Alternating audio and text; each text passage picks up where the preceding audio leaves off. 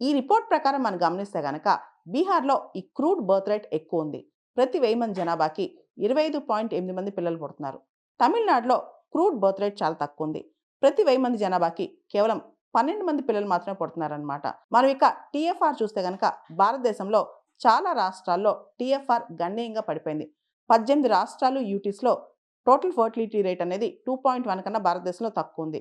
North Indian states ఉత్తరాది రాష్ట్రాల్లో భారతదేశంలో టీఎఫ్ఆర్ చాలా ఎక్కువ ఉందన్నమాట. ఉదాహరణకి బీహార్‌లో టీఎఫ్ఆర్ టోటల్ ఫర్టిలిటీ రేట్ 2.8 ఉంది.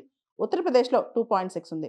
మధ్యప్రదేశ్‌లో 2.4, రాజస్థాన్‌లో 2.3, ఛత్తీస్‌గఢ్‌లో 2.2 అండ్ కొన్ని రాష్ట్రాల్లో చూస్తే గనక చాలా తక్కువ ఉందన్నమాట. ఉదాహరణకి ఆంధ్ర, తెలంగాణ, కేరళ, కర్ణాటక ఇలాంటి రాష్ట్రాల్లో టీఎఫ్ఆర్ చాలా తక్కువ ఉంది.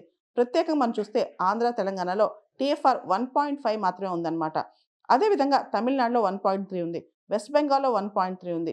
ఢిల్లీ లాంటి రాష్ట్రాల్లో కూడా 1.2 ఉందన్నమాట.